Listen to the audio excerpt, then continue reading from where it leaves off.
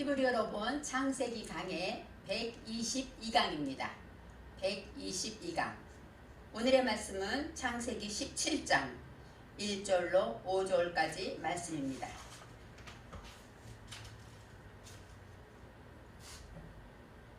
아브라함의 99세 때에 여호와께서 아브라함에게 나타나서 그에게 이르시되 나는 전능한 하나님이라. 너는 내 앞에서 행하여 완전하라. 내가 내 언약을 나와 너 사이에 세워 너로 심히 번성케 하리라 하시니 아브라함이 엎드린데 하나님이 또 그에게 일러 가라사대 내가 너와 내 언약을 세우니 너는 열국의 아비가 될지라. 이제 후로는 내 이름을 아브라함이라 하지 아니하고 아브라함이라 하리니 이는 내가 너로 열국의 아비가 되게 함이니라. 아멘. 오늘의 말씀의 제목은 열국의 아비입니다. 열국의 아비.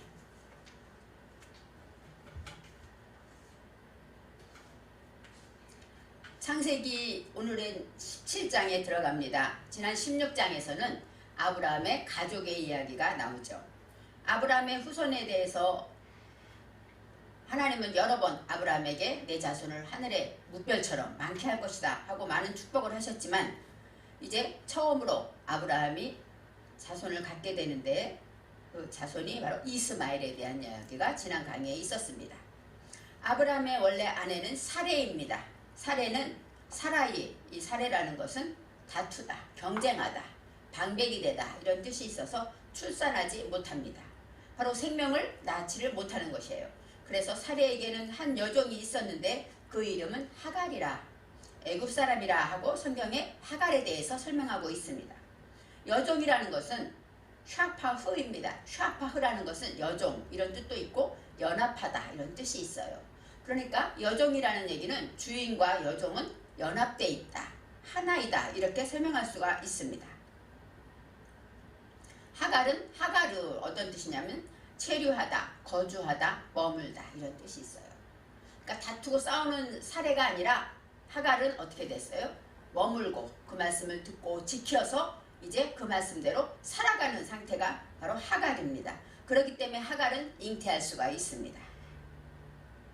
아브라함은 하갈을 통하여 하나님이 약속하신 내 몸에서 날 자가 내 씨가 되리라 하는 그 말씀의 응답을 하갈을 통하여 가장 먼저 받습니다. 또 아브라함은 하나님의 약속을 받고 하나님의 말씀대로 믿음으로 살고 있지만 사레와 하갈을 통하여 많은 훈련을 받고 연단을 받습니다. 누구보다도 가정에서 부부와 화합하지 않고 가정에 문제가 생기면 어때요? 얼마나 힘들고 어렵겠습니까? 바로 이 아브라함은 하나님을 믿었는데 하나님께서 그 하나님의 약속을 믿은 것을 보고 의로 여기셨다라고 말씀하셨습니다. 아브라함이 하나님이 약속한 땅 가나안 땅에 거주한 지 10년이 지났다 하고 얘기해요. 10년. 이 10년이라는 것은 아쉐르 쉐닝이에요. 10년 후였다. 그래서 쿠추가 나오는데 이 10이라는 것은 부유하다, 넉넉하다. 이제 가나안 땅으로 하나님의 명령을 듣고 움직인 지 10년이 지났을 때 그때가 어느 때입니까? 하갈과 이제 사레와 다툼이 있고 이제 하갈이 잉태하게 된 때를 말합니다. 그러면서 점점 더 어떻게 됩니까? 부유해서 말씀으로 넉넉해지고 대답으로 구속이 될 때, 아세르라는 것은 대답으로 구속되다는 건 뭐예요? 하나님의 말씀 안에 살아간다는 것이죠. 그렇게 될 때 아세르, 그것을 반복하고 변화될 때까지 열심히 반복하는 10년이라는 것. 그런 끝에 후라는 것은 구추, 끝 마지막에. 그때 뭐예요? 하갈이 잉태를 하게 됩니다. 하나님의 말씀으로 양육받은 자는 가나안 땅, 바로 캐나안은 자신을 낮추는 자리까지 내려갈 때, 그럴 때 이제 아들을 낳게 되는 것입니다. 사레가 하갈을 학대했다. 물론 우리가 이야기처럼, 그림처럼, 동화처럼 생각하면 당연히 사레가 하갈을 학대할 만하죠. 자신은 아기를 못 가졌는데 하갈이 아기를 갖게 되니까 시기 질투가 있을 거예요. 근데 여기서 학대하다가 뭐예요? 하갈을 잉태하다라는 것은 하르입니다. 하르는 아기를 배다, 임신하다 그런 뜻도 있고 품다 이런 뜻도 있어요. 그래서 잉태했다, 하갈이 잉태했다라는 건 뭐예요? 하나님의 말씀으로 이제 머물게 될 때 하나님의 말씀을 품게 되었다, 잉태하게 되었다 할 때 학대하였다는 아나는 뭐야? 자신을 단련하다. 훈련하고 압박하고 괴로워하다. 이런 뜻이 있어요. 물론 사례가 괴롭히고 수고하는 것도 괴롭히고 압박하는 것도 있지만 스스로가 자신을 낮추고 어려운 가운데 단련하고 연단하는 것, 이것이 바로 학대하다라는 뜻이 있어요. 그래서 하갈의 여주인은 바로 사례 앞에서 이렇게 학대했다고 성경에 나와 있습니다. 그래서 하갈이 어때요? 여주인을 피하여 도망하였다. 그리고 어디를 갑니까? 광야, 샘물곁, 술길, 샘곁. 샘물곁이라는 나와요. 이 샘이라는 것은 뭐예요? 아르라는 것은 샘물, 물이라는 뜻이 있고, 그 다음에 또 샘이라는 건 뭐예요? 우리가 하나님의 말씀을, 광야에서는 무엇이 제일 필요할까요? 샘이겠죠. 물이겠죠. 그렇기 때문에 샘이라는 것은 하나님의 말씀을 말하고 응답을 말하기도 합니다. 그래서 샘물 곁에서, 이 곁이라는 것은 알인데, 알은 위에 이런 뜻도 있고 그런 곁이라는 뜻도 있는데, 바로 그것은 뭐냐면 바로 하나님의 말씀으로 인하여 성장하게 되었다, 이렇게 말하고 있습니다. 그때 이제 연단을 받고 고난을 받고 하갈이 임신했기 때문에, 말씀을 품었기 때문에 어려움을 겪고, 광야라는 것은 뭐야? 미뜨바르. 광야는 물이 없고 건조한 땅이고 고생하는 곳이고, 그 다음에 내 하나님의 말씀으로 정례정돈을 하는 일을 하는 자리가 바로 광야입니다. 신학에서는 광야를 교회라고 말해요. 광야 교회라고 말합니다. 바로 하나님의 교회에 와서 우리는 말씀을 듣고 깨달으면서 어때요? 돌이킬 걸 회개하고, 또 내가 이것이 잘못됐구나, 이것을 먼저 해야 되겠구나, 우선할 것을 알게 되는 정돈하는 삶을 살게 되는 것입니다. 여호와의 사자가 하갈을 찾아와서 만나줍니다. 하갈이 하나님의 말씀으로 자신을 단련하고 또 하나님의 말씀으로 인해 성장하며 이제 말씀으로 정리정돈을 하고 있을 그때에 여호와의 사자가 찾아온다는 것입니다. 그러면서 여호와의 사자가 말합니다. 내 여주인에게로 돌아가서 그 수하에 복종하라. 바로 너는 누구냐고 물어봐. 너는 어디로 와서 어디로 가느냐? 그건 뭐예요? 하갈의 정체성에 대해서 말하죠. 너는 누구 때문에 왔느냐라고 말하는 거예요. 그래서 누구를 만나야 하느냐, 어떤 일을 해야 하느냐, 이렇게 설명하고 있습니다. 그럴 때 하나님께서 하갈을 이제 쫓겨나서 갈 곳도 없고 어디로 가야 할지를 모르고 있을 때 하나님이 찾아오셔서 응답할 때 뭐라고 말해요? 내 여주인에게로 돌아가서 그 수하에 복종하라. 바로 돌아가다, 슈브, 회복하다, 돌이키다, 회개하다, 이런 뜻이죠. 여주인에게로 돌아간다는 건 뭐예요? 나를 돌이키고 회개한다는 것이죠. 그리고 수하에 복종하라. 바로 하나님의 능력, 그 안에서 이제 내면 깊은 곳 안에서 복종해라. 여기서도 이 복종하다가 아나로 나옵니다. 아나는 뭐예요? 단련하다, 압박하다, 수고하다. 자신을 단련하고 자신을 고통 속에 고통스럽지만 연단하고 하나님의 그 훈련 안에 자신을 내어놓는 것이 바로 복종하다, 이런 뜻이 있습니다. 하나님의 말씀을 잉태한 하갈이 하나님의 말씀을 품은 자이기 때문에 출산하려면 어때요? 돌이키고 회개해서 말씀 깊은 내 안 깊은 곳에서부터 하나님의 말씀으로 단련해야 한다고 말하고 있습니다. 그러면서 여호와의 사자가 이제 아들을 낳을 것인데 이름을 이스마엘이라 라고 합니다. 성경은 이스마엘의 뜻을 그대로 설명하고 있습니다. 여호와께서 내 고통을 들으셨음이라, 그 뜻이에요. 하갈이 광야에서 부르짖고 울부짖는 그 고통을 듣고 찾아오셨다는 것입니다. 바로 이스마엘 한 것은 뭐예요? 하나님이 들으신다, 이런 뜻입니다. 이스마엘, 바로 샤마와 엘이 붙어 있죠. 그래서 하나님의 말씀을 또 듣다, 이런 뜻도 있어요. 하나님이 듣다, 내가 하나님의 음성을 듣다, 이런 뜻도 있습니다. 고통 중에 부르짖는 하갈의 기도와 고통을 보시고 찾아오셔서 응답하셨습니다. 그리고 너의 자손도 크게 번성할 것이라 약속하십니다. 그럴 때 하갈이 이제 처음으로 하나님을 만난 것이죠. 바로 아브라함의 하나님이 이제 나의 하나님이 되셔서 찾아와서 응답하실 때 하갈은 여호와의 이름을 나를 살피시는 하나님이다, 이렇게 했다고 합니다.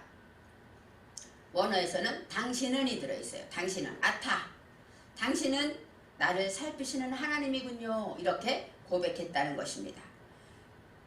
바로 여기에서 또 다시 하갈이 그 셈의 이름을 뭐라고 말해요? 부엘라헤로이라고 불렀더라, 이렇게 나오죠. 부엘라헤로이, 이 부엘은 뭐예요? 샘물이고 라헤는 생명이란 뜻이 있습니다. 로이는 나를 감찰하시다 이런 뜻이에요. 그러니까 하나님은 나를 감찰하셔서 생명을 살려주셨다. 생명을 보존하게 하셨다. 이런 뜻이 있습니다. 하나님이 이제 라헬이 하나님을 만나서 응답을 받고 하나님 주신 생명을 새로 얻으면서 이제 그 이름을 그 샘의 이름을 브엘라이라고 부를 때 그 샘은 위치가 어디냐? 성경에서 말하고 있습니다. 하갈이 응답받은 때 여호와의 사자를 만난 그 자리는 뭐냐면 가데스와 베렛 사이에 있었더라. 가데스라는 것은 코데시, 바로 카도시라고 해서 구별된 자, 거룩하다 이런 뜻이 있어요. 하나님은 거룩하시다 이렇게 말씀하시죠. 구별돼서 하나님의 말씀으로 이제 모든 소망을 하나님께 두는 거룩하게 구별된 자, 그것이 바로 그 말씀 샘이 있는 자리입니다. 우리 성도들이 하나님의 말씀으로 구별된 삶을 산다는 것, 거룩한 삶을 산다는 것이죠. 그게 남들이 예배 안 할 때 예배드리고 남과 다르게 산다, 차별됐다 이것보다는 모든 일을 베풀고 전하며 말씀대로 살아가는 것, 이것이 바로 구별된 삶이라고 말할 수가 있습니다. 그리고 베렛 사이가 있었다. 이 베렛이라는 것은 파라드인데 파라드는 자르다, 베어내다. 그러니까 내 쪽에 있는 것들을 베어내는데 어떤 것을 베어내냐? 얼룩얼룩하다, 우박 이런 뜻이 있어요. 그러니까 내 속에 얼룩얼룩한 것들, 하나님의 믿음이 있는 것 같기도 하고 어느 순간은 아닌 것 같기도 하고 내가 나를 분별하지 못하는 온전히 한 곳에 치우치지 않은 내 속에 얼룩얼룩한 것들을 다 어때요? 잘라내고 베어낼 때, 그럴 때 그 사이에 명철한, 그 아이의 빼인 그것은 명철하다 이 뜻이 있어요. 그러니까 그 하나님의 라헬로이라는 그 샘, 하나님의 응답받은 그 샘은 어디 안에 있냐? 내가 거룩하게 구별된 삶을 살고 내 속에 얼룩한 것들을 다 잘라내면서 명철해질 때 그 샘을 만날 수가 있다는 것입니다. 이제 86세가 나옵니다. 이스마엘을 낳았을 때는 그 이름이 아브라함이 이스마엘을 낳았을 때를 처음으로 86세라고 말합니다. 그러면 아까 뭐래요? 이 75세에 가나안을 향하여 10년이 지났죠. 그래서 85세에서 하갈이 잉태해서 86세에 이제 아브라함이 이스마엘을 낳게 됩니다. 그렇지만 86세라고 굳이 기록한 이유는 80이라는 것은 샤만입니다. 아브라함의 믿음을 말하고 있어요. 이제 말씀을 품고 하갈을 통해 하나님의 음성을 듣게 된 자는 어떻게 됩니까? 점점 살찌고 비옥해지고 기름지죠. 내 영혼이 기름져져서 6세라는 것은 6은 기쁘다, 즐겁다. 이스마엘을 낳음으로 인하여 더욱더 영혼이 풍성해지고 기름지면서 늘 기쁨으로 올바름으로 올바르게 살아가는 삶이 바로 기쁘고 대리석같이 빛나고 백합처럼 아름다운 그런 삶을 살게 될 때 86세였더라 하고 말하고 있습니다. 이제 17장의 오늘의 말씀에 갑자기 99세가 나옵니다.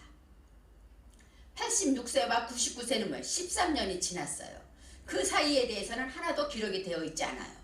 그 사이에 하나님이 나타났는지 어땠는지 알 수는 없지만 86세의 그 믿음, 바로 하나님의 말씀으로 비옥하고 거룩하고 살찐 그런 늘 기쁨이 충만한 그 아브라함이 99세가 되는 해에 이제는 하나님이 어떻게 됩니까? 하나님을 찾아가게 됩니다. 하나님을 만나게 됩니다. 99세라는 것, 90은 뭐예요? 퇴샤임이에요. 퇴샤는 9, 9번째 뜻이 있고 야샤는 구원하다 이런 뜻이 있어요. 그러니까 9라는 숫자에는 바로 구원하는 일이라는 뜻이 있습니다. 구원받았다, 구원하다, 99세. 그러면 퇴샤가 3번 나오죠. 그래서 영혼육으로 구원받은 일들, 그럴 때에 하나님의 말씀으로 이제 점점 더 이제는 말씀으로 비옥해지고 말씀을 지키며 기쁨으로 살아갈 때 이제 아브라함은 99세를 향하여 갑니다. 점점 더 믿음의 구원, 영혼의 구원, 육신의 구원, 모든 것으로 구원하는 자가 돼서 구원받는 일이 된다는 것입니다. 이제 하나님이 나의 구원자임을 알고 오직 하나님의 은혜로만 살아가는 아브라함에게 이제 첫 번째, 아브라함의 믿음은 첫 번째 뭐래요? 엘리에셀이었죠. 하나님은 나의 도움입니다. 이런 믿음이었어요. 그러다가 두 번째는 뭐예요? 이스마엘, 하나님의 음성을 듣게 되고 나의 고통을 들으시는 하나님을 알게 되었습니다. 그리고 하나님이 뭐라고 말씀하시는가? 하나님의 음성을 듣게 되었습니다. 세 번째는 이제 99, 나의 구원이신 하나님, 바로 구원자로 하나님을 믿게 됩니다. 이때 이제 여호와께서 아브라함에게 나타나십니다. 아브라함이 99세 때에 여호와께서 아브라함에게 나타나서 그에게 이르시되, 나타나다는 바로 라는 보다, 감찰하다 이런 뜻이 있어요. 그에게 이르시되 나는 전능한 하나님이라. 이제 하나님에 대해서 설명하십니다. 너가 믿는 하나님은 나는 어떤 하나님이냐? 전능한 하나님이다. 무엇이든지 할 수 있는 그런 하나님이다 라고 말씀하세요. 너는 내 앞에서 행하여 완전하라. 이제 아브라함이 나의 구주로 고백하고 하나님을 믿고 의뢰할 때 하나님께서 나타나서 너는 내 앞에서 행하여 완전한 자가 되라고 말씀하십니다. 완전하다가 뭐냐면 탐임입니다. 탐함이라는 것은 완성되다, 정직하다, 성실하다. 그러니까 완전하다라는 것은 우리가 어떻게 완전해지겠습니까? 그렇지만 하나님이 말씀하시는 완전하다라는 것은 바로 정직하고 성실하고 신실한 믿음의 사람이 되라는 것입니다. 내 앞에서 레 페네이라고 나와요. 페네이라는 것은 얼굴이라는 거. 레는 무엇을 위하여. 그럼 뭐예요? 나를 위하여. 나를 위하여 내 앞에서 완전하라 라고, 완전히 행하라 라고 말씀하십니다. 이 내 앞에서 이 얼굴은 이목구비를 가리키고 눈, 코, 입, 귀를 말합니다. 바로 하나님이 원하시는 것은 하나님을 위하여서 눈이 또 입이 귀가 완전해지길 원하시는 것이죠. 그것이 바로 올바른 행함이에요. 올바로 보고 하나님처럼 듣고 하나님처럼 말할 때 그것이 바로 행함으로 옮겨지고 그것이 바로 완전해진다는 것입니다. 우리는 예수를 믿고 거듭나지만 아직도 입이 거듭나지 못하고 귀가 거듭나지 못해요. 듣지 않아도 될 말을 듣게 되죠. 입은 하지 않아야 할 말을 하게 되죠. 바로 거듭나지 못한 우리 모든 것들을 하나님은 아브라함에게 완전하라고 말씀하십니다. 그리고 2절 말씀에 내가 내 언약을 나와 너 사이에 두어 너를 심히 크게 번성하게 하리라. 하나님이 이제 아브라함을 구속하신 하나님께서 나타나서 그에게 완전하라고 하시면서 큰 복을 주시는데 너를 심히 크게 번성하게 하리라. 번성하다라는 것은 바로 라브입니다. 라브는 증가하다, 많아지다, 무수히 많아지다. 그래서 내가 너로 하늘의 별처럼 많아지게 하리라. 바다의 모래처럼 많게 하리라. 이렇게 많이 축복의 말씀을 하셨는데 그때 나온 것이 라브입니다. 그런데 심히 크게 번성하게 하리라. 그 얘기는 뭐예요? 하나님과 나사의 언약을 줬는데 심히가 메오드입니다.